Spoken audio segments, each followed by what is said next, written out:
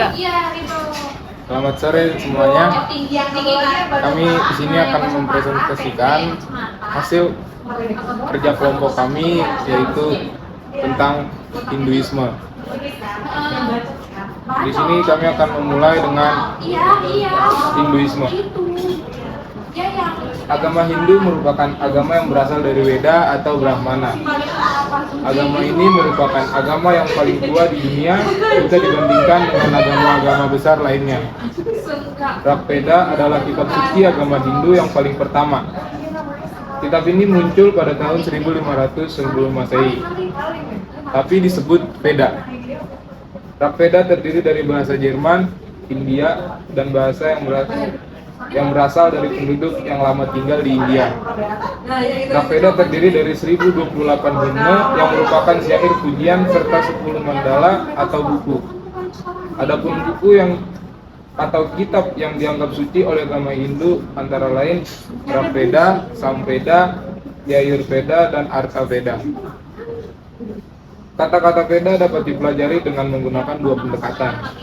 Pertama, didasarkan pada etimologi atau akar kata, dan yang lainnya didasarkan pada semantik, makna.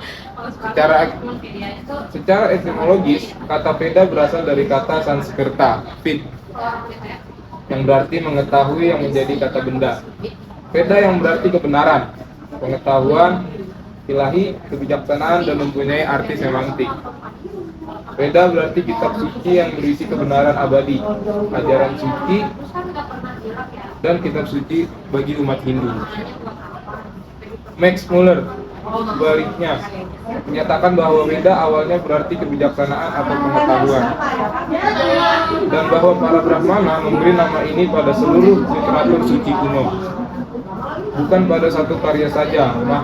Maharsi Sayana menjelaskan bahwa Veda merupakan wahyu dari Tuhan Yang Maha Esa yang berisi ajaran transendental untuk kesempurnaan umat manusia dan pencegahan perubahan jahat. Berikutnya, kami akan membahas mengenai salah satu konsep yang ada dalam Veda, yaitu konsep karma. Karma bisa juga disebut sebagai sumber dari segala perbuatan, baik yang jahat atau yang buruk. Tapi dalam kitab Bhagavata Purana ada dinyatakan bahwa seseorang itu tidak baik melakukan karma yang buruk. Di sisi lain, perlu juga diketahui bahwa orang yang melakukan karma itu disebut karman. Dalam kitab Sami terdapat 5 jenis karma yang baik, yaitu tapa, brahmacharya, yajna, Srada, Vidya, dan Dana. Sedangkan karma yang buruk terdapat 5, yaitu membunuh, mencuri, menyiksa atau melukai, minum minuman keras, dan tidak mampu mengendalikan nafsu. Karma pala berasal dari dua kata bahasa Sanskerta, yaitu karma dan pala. Karma berarti tindakan atau perbuatan yang baik atau buruk, yang mengakibatkan hasil yang tidak dapat dielakkan pada masa yang akan datang. Sedangkan pala menjadi buih hasil akibat balas jasa. Dengan demikian, karma pala dapat diartikan sebagai hasil perbuatan yang pernah dilakukan. Perbuatan baik akan membawa akibat atau memberi hasil yang baik. Sebaliknya, perbuatan yang tidak baik akan memberikan akibat yang buruk dan tidak dapat dihindarkan. Itulah yang dinamakan hukum karma pala. Hal ini menekankan bahwa karma mencakup sampai pada hasil dari perbuatan dan bukan hanya mengenai perbuatan pada masa itu. Pada hakikatnya, karma pala mengajarkan 3 jenis karma, yaitu karma yang memberikan akibat langsung, karma yang mempunyai akibat tidak langsung, di mana pahalanya baru dinikmati setelah meninggal dunia. Dan yang terakhir adalah karma yang dinikmati sebagai akibat perbuatan dalam masa hidup sebelumnya. Contoh filosofi karma sehari-hari dapat kita lihat bahwa dalam hidup kita, jika kita selalu berbuat baik, maka karma yang baik akan selalu datang pada kita, dan di kemudian hari pasti ada orang lain yang berbuat baik pada kita. Sebaliknya, jika kita tidak berbuat baik pada orang lain atau pada makhluk lain, nantinya kita akan mendapatkan kejadian yang sama seperti yang telah kita lakukan sebelumnya. Karma bisa terjadi dalam kehidupan ini dan juga dalam kehidupan yang akan datang. Jika kehidupan kita saat ini baik, mungkin karma kita juga baik di masa kini, di masa kehidupan sebelumnya, dan hendaknya kita menjaga karma kita di kehidupan sekarang, agar kehidupan selanjutnya kita dapat memetik pahala kita dalam kehidupan sekarang.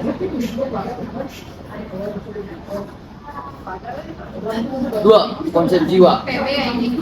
Pada bagian ini akan dibahas konsep jiwa di dalam Veda. Jiwa, nafas atau roh disebut Atma atau Atman dalam kitab suci Veda. Atman adalah nafas kehidupan yang ditemukan dalam beberapa mantra Veda. Dalam pengertian lama, kata ini berarti jiwa atau benda pemberi kehidupan, artinya diri yang dibedakan dari apa yang bukan diri. Ini dibagi menjadi 4 jenis. 1. Harta pribadi, harta benda yang bertentangan dengan dunia luar. 2. Batang tubuh memiliki lengan atas. 3. Jiwa berbeda dengan tubuh. 4. Ada perbedaan antara esensi dan non-esensi. Banyak contoh penjelasan mengenai hal ini dapat ditemukan dalam buku-buku Veda lainnya. Ruh disebut dengan berbagai nama seperti Asu, Manas atau roh, dan Atman atau nafas kehidupan. Ia terpisah dari tubuh saat tidak sadarkan diri dan tetap ada meskipun tubuh dibakar atau dikubur. Roh orang mati bergerak menuju dunia atas, mengikuti udara sepanjang jalan roh leluhur atau pitala menuju dunia abadi. Wajar jika Agni membakar jenazah. Ia berperan sebagai pemandu yang mengirimkan jiwa dalam perjalanannya. Saat mencapai surga, ia menemukan tubuhnya sempurna dan murni, dan jiwa orang yang meninggal bertemu dengan roh leluhur bersama Dewa Yama dan menemukan tempatnya di sana menurut Satapa Brahmana. Dikatakan bahwa orang yang meninggal ketika mereka meninggalkan dunia ini, mereka melewati 2 api yang membakar kejahatan dan membiarkan kebaikan melewatinya. Proses terakhir adalah jalan menuju kerajaan leluhur atau melaluinya menuju surya. Seseorang yang telah mencapai kesempurnaan dalam pengetahuan spiritual mencapai Brahma atau Brahman.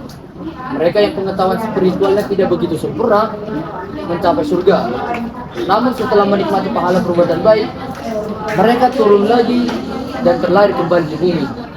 Apalagi jiwa orang bodoh masuk ke dalam kegelapan, ini adalah hadiah bagi orang jahat dan mereka akan ditempatkan ke dalam neraka oleh Dewa Yama. Roh orang meninggal yang melakukan kebaikan semasa hidupnya akan mendapatkan berkat dari para dewa. Roh orang meninggal akan bertemu dengan para leluhur mereka seperti bapak atau ibunya atau anaknya atau sanak keluarganya yang lain yang sama-sama melakukan kebaikan semasa hidupnya. Di sana tidak ada penyakit, tidak ada kaya ataupun miskin. Mereka akan tinggal di surga. Mereka atau ruh yang meninggal akan tinggal dengan para dewa dan hidup berdampingan. Ada alam surga atau Safargaloka dengan alam leluhur atau pikir loka. Di alam leluhur, mereka atau ruh yang meninggal yang tinggal di situ tetap disembah layaknya seperti dewa, meminta rahmat dan perlindungan serta menghentikan pahala buruk dari keturunannya atas dosanya sebagai manusia yang dilakukan terhadapnya. Alam surga adalah tempat tinggal para dewa, yang dimana mereka atau ruh yang tinggal di situ adalah orang yang selalu melakukan kebaikan semasa hidupnya tanpa ada cacat celah atau mencapai kesempurnaan dalam pengetahuan spiritual. Di alam surga memiliki gambaran tempat yang lebih istimewa karena di alam surga adalah orang yang terpilih yang dilihat para dewa terhadap manusia atas tindakannya baik di dunia. Mereka yang berbuat kebajikan di dunia ini memperoleh tempat yang baik setelah kematiannya, mencapai kebahagiaan dan rahmat surgawi. terhadap mereka atau ruh yang meninggal yang melakukan kejahatan semasa hidupnya di dunia, Dewa Yama akan menempatkan mereka di dalam neraka.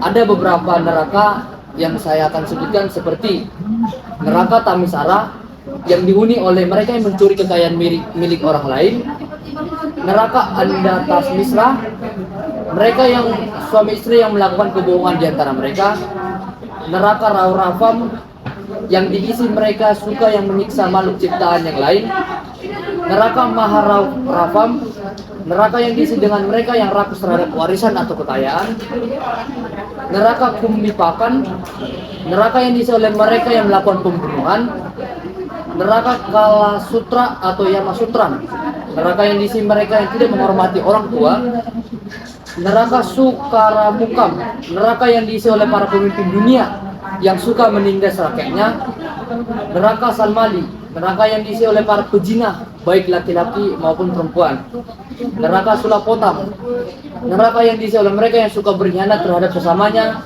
berbohong dan menduakan hati di antara mereka, serta neraka Suci Mukam adalah neraka yang diisi oleh orang angkuh. Yang ketiga adalah konsep samsara. Samsara atau purna janma adalah teori tentang kelahiran kembali seseorang atau makhluk hidup mengalami kematian. Dalam kitab-kitab Purana dijelaskan tentang samsara atau purna janma atau kelahiran kembali. Jika di Padma, seorang meninggalkan badannya dengan segala upadi atau sifat dan pembawaannya, kondisi ini disebut mati. Namun ketika upadi telah mencapai keselamatan, kebahagiaan dan keabadian, maka upadi akan meninggalkan atma. Setelah kematian, ketika atma meninggalkan upadinya, atmanya akan menjadi aktif kembali serta aktivitas dan gerakannya itu tergantung kepada roh ketika ia masih hidup di dunia ini. Jika Jipatma masih memiliki bekas bekas atau tentang duniawi, maka Jipatma akan kembali lagi ke dunia.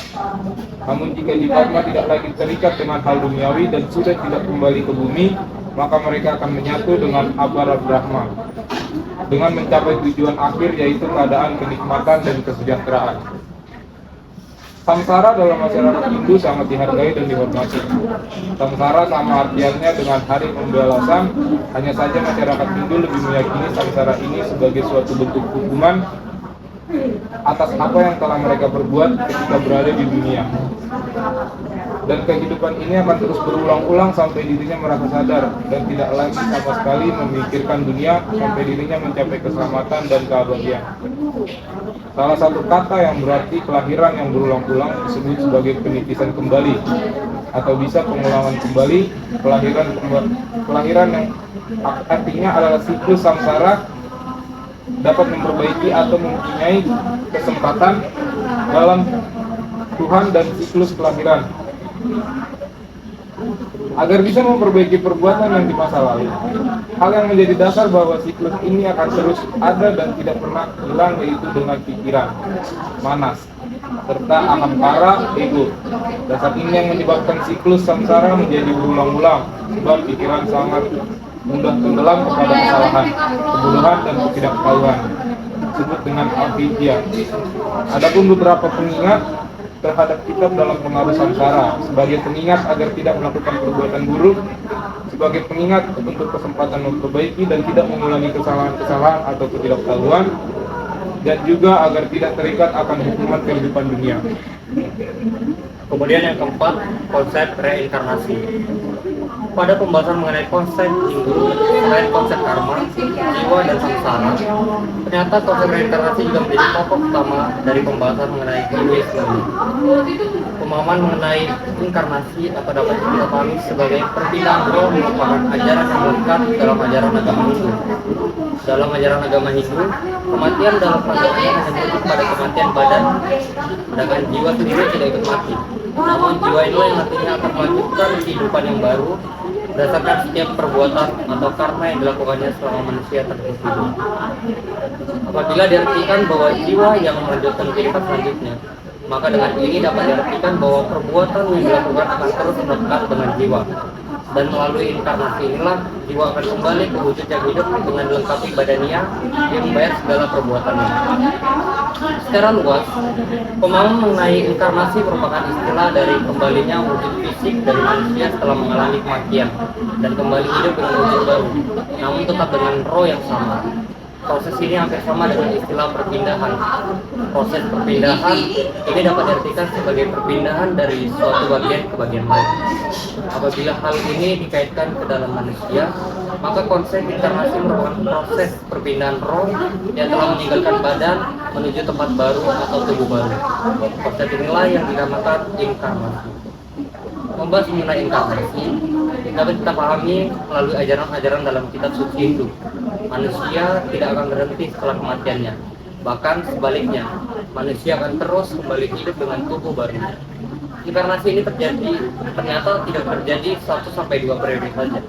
Nyatanya dalam argumen buku Siva Nanda menyatakan bahwa manusia dengan periode inkarnasinya telah dialami sejak dahulu dan telah melewati masa kehidupan manusia yang tentunya tidak terhitung banyaknya, sebab awan hidup seorang sejak awal tidak diketahui pasti permulaannya.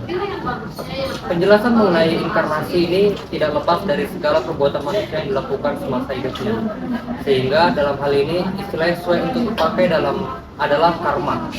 Karma di sini diartikan sebagai perbuatan dan dampak dari segala perbuatan itu sendiri yang merupakan pola dari kehidupan manusia, seperti bernapas, berpikir, berbicara, melihat, mendengarkan, makan, dan bersikap. Dari perbuatan tersebutlah maka kehidupan selanjutnya dari manusia menurut pola inkarnasi dipengaruhi oleh perbuatan pada masa kehidupannya. Kehidupan kembali karena karma dapat digolongkan dalam 2 hal. Pertama, apabila perbuatan kita baik semasa hidup, maka pola inkarnasi membawa jiwa kita yang baru pada suasana yang lebih tinggi atau yang lebih baik. Contohnya, apabila manusia dalam kehidupannya melakukan perbuatan baik, maka ketika ia mengalami proses inkarnasi, ia akan kembali ke kehidupan yang baik pula. Kedua, apabila perbuatan kita dalam kehidupan sangat buruk, maka inkarnasi akan membawa jiwa kita pada suasana yang lebih rendah. Konsep inkarnasi sebenarnya akan terus terjadi sampai manusia benar-benar melepaskan diri dari karma. Sehingga jika hal tersebut dapat dilakukan, maka manusia akan mencapai moksa. Moksa ini dapat diartikan sebagai pembebasan di masa akhir. Pada akhirnya kami akan menyampaikan kesimpulan dari materi yang telah kami paparkan. Pada penjelasan tadi dapat disimpulkan bahwa setiap hukum, yaitu karma, jiwa, samsara, dan reinkarnasi, mempunyai pengertian masing-masing yang sebenarnya hampir serupa dan juga memiliki kesinambungan dalam kehidupan. Konsep karma menyatakan bahwa perbuatan yang kita lakukan pada masa lalu akan berdampak pada kehidupan sekarang, tergantung pada baik buruknya perbuatan kita. Jika kita berbuat baik, maka kedepannya kita akan mendapatkan hasil yang baik. Namun, jika kita berbuat buruk, maka hal yang buruk juga yang akan kita lakukan. Konsep jiwa menjelaskan bahwa orang yang sudah mati memiliki kemungkinan masuk ke surga dan hidup abadi, bereinkarnasi kembali, atau ditempatkan di neraka sesuai dengan apa yang dia lakukan di semasa hidupnya. Konsep samsara menjelaskan tentang kelahiran kembali dengan bentuk hukuman atas apa yang telah diperbuat dalam dunia dan kehidupan ini. Dalam dunia, kehidupan ini akan terus berulang-ulang sampai dirinya merasa sadar dan tidak lagi memikirkan kehidupan di dunia dan mendapatkan kesejahteraan, keselamatan, juga keabadian. Konsep reinkarnasi merupakan pembahasan mengenai kehidupan manusia yang akan terus berulang ketika manusia telah mengalami kematian. Kembalinya jiwa manusia ke kehidupan yang baru merupakan dampak dari karma atau perbuatan yang pernah dilakukan seseorang dalam kehidupannya. Sehingga ketika seseorang mengalami kematian, hanya tubuhnya yang mati, sedangkan jiwanya tidak. Jiwa manusia tidak mati, namun jiwa tersebut akan kembali ke tubuh baru dengan membawa karma dari proses reinkarnasi tersebut akan terus terjadi sampai manusia menyimpan moksa atau pembebasan yang akan diterima pada masa akhir. Pada akhirnya, jiwa akan mengalami samsara dan reinkarnasi karena karma yang telah dibuatnya semasa hidup. Semua umat Hindu yang mempercayai Sang Hyang Widi akan mempercayai karma, jiwa, samsara, dan reinkarnasi. Demikian materi yang dapat kami paparkan. Terima kasih.